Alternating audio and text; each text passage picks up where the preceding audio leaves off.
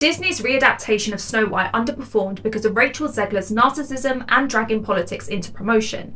This isn't my opinion, these are some of the words that the producer's son said. Since October 7, some celebrities have publicly taken a stance, made statements, or been pressured by their fans to speak up about what's happening. But what is the price of advocacy? And are all the celebrities held to the same standards? Let's start with Gal Gadot and Rachel Zegler.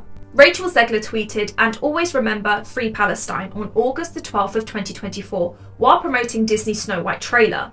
The post, which thanked fans for the trailer reaching 120 million views, sparked backlash and reportedly led to increased security for her Israeli co-star Gal Gadot due to death threats. Disney executives, including producer Mark Platt, tried to intervene.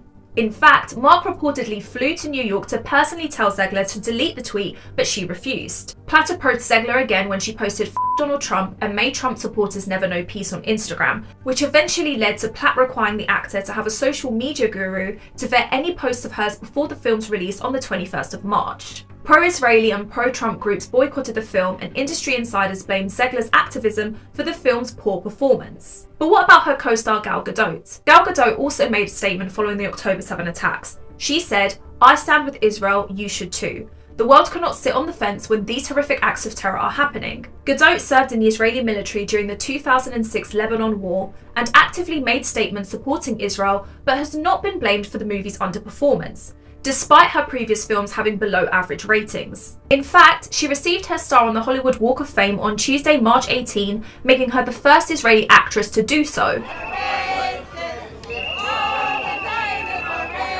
But she isn't the only celebrity who's shown support for Israel without damaging her career. Amy Schumer has joined protests, spread misinformation about beheaded babies, and posted sarcastic comments such as "Gazans rape Jewish girls only in self-defense and beheading as resistance."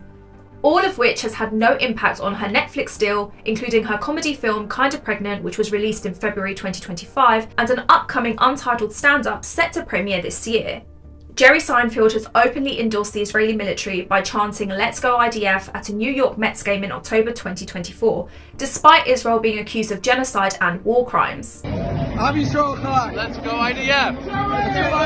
He also posted an "I stand with Israel" image on Instagram and told an activist requesting a selfie at the SNL 50, "I don't care about Palestine," none of which impacted his Netflix release in 2024. Deborah Messing has publicly demanded pro-Palestine voices to be blacklisted, spread misinformation about Israel and Palestine, and still stars in NBC shows. She's also executively produced an Oscar-qualifying documentary called October Hate, examining the surge of alleged anti-Semitism on US campuses and social media.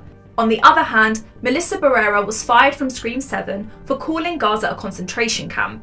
And Susan Sarandon was dropped by United Talent Agency for saying that American Jews fearing anti-Semitic violence are experiencing what Muslims in the US routinely endure at a pro-Palestine rally.